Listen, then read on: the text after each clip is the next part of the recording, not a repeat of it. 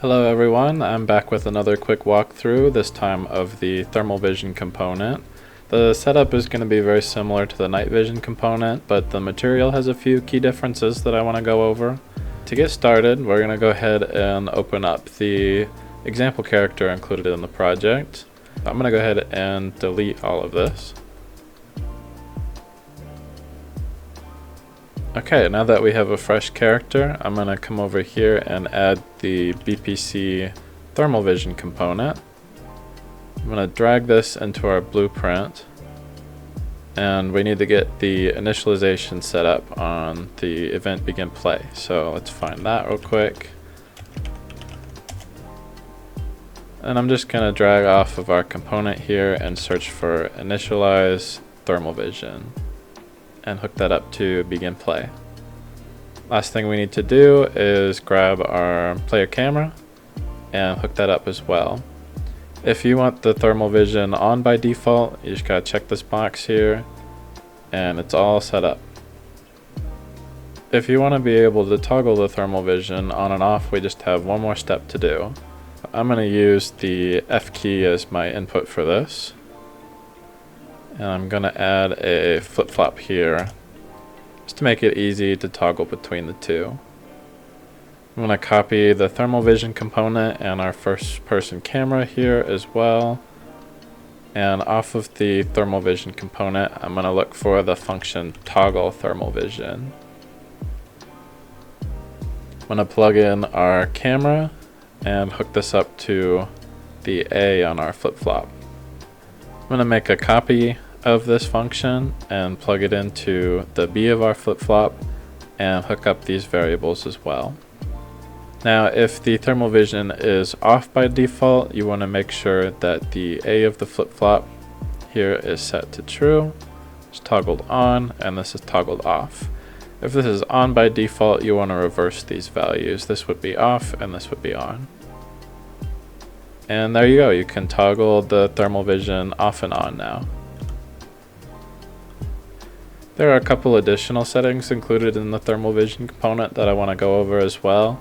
If you click on the component here, it'll open up this menu on the right side. You can ignore all these other tabs. The important one is the thermal vision settings. These first two default variables control the noise levels when the thermal vision is toggled off. I have these both set to 0, but you can set these to whatever your preference is. And then down here we have the thermal grain intensity and thermal grain size. These values control the noise levels when thermal vision is toggled on. The last setting we have here is our thermal material, and you'll find there's an array with 2 post-process materials included. This bottom one is a sharpening filter that just gives the image a crisper look. If you prefer not to have this feature, you can just set this value to 0 and it won't be included. But I'm going to go ahead and leave it at 1.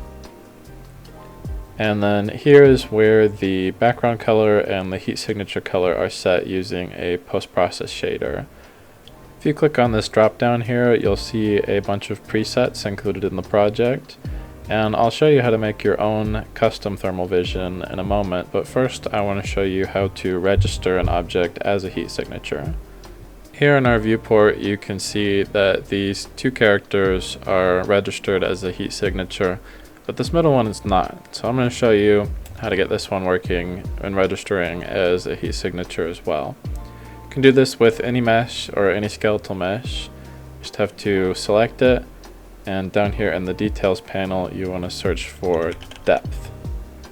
And here you're going to find an option to enable render custom depth pass. You want to make sure that's checked to true. And now that object will register as a heat signature. You can do this with objects in the blueprint as well. Here in our player character, I'm going to select on the arms here, and you can see if I search for depth, that the render custom depth path is set to true as well, and you can see the arms registering as a heat signature. To create our own custom version of the thermal vision shader, first I want to go over the 2 different shaders included in the project. The first one being a low-res version and the second being a static version. To show you the difference between the two, I'm going to go ahead and apply them to our character. To do that, you just have to select it here in the content browser and select the thermal vision component here and paste it with this arrow. You can also search for it here, but I find this to be a little easier. You can see this first version has a very low resolution look to it. It's very pixelated. And the static version has a very wavy, noisy look to it. When creating your own custom variation, you'll want to start from one of these two options. I'm going to start with this low-res version. I'm going to right-click it and make a material instance. Let's call that material instance low-res custom. I'm going to go ahead and open that up. Something important to note here is that because we can't mark something as a custom depth in this viewport, we won't be able to see the changes we're making to the heat signature values, but we'll be able to see these once they're applied to our character and the thermal vision is active. You'll also see some of these values separated by default and target. Default is the background color and target is the registered heat signature. The Fresnel value adjusts the contrast between the hot and the cold values. And the same down here with our target Fresnel. The resolution X and Y changes the amount of pixelation in the final image. A lower value meaning more pixely and a higher value meaning a higher resolution. I'm going to set these to 800. The sky distance affects how closely this background color is rendered to the camera. By default, this value is pretty high to give us a longer range of visibility, but if you'd prefer a thermal vision with a more limited visibility, you could set this to a lower number. And now for the fun part, we get to do the colors. So the default hot and cold are going to be the hot and cold values of our background objects. I'm going to set these to a green color of some kind. And I think I'll actually do a lighter green for the hotter value. And for this guy, I'll do a nice dark green color. And again, for our target colors, we won't be able to see this taking effect in the viewport here, but we will be able to see it once it's applied to the character. I'm going to set this to a fun purple color.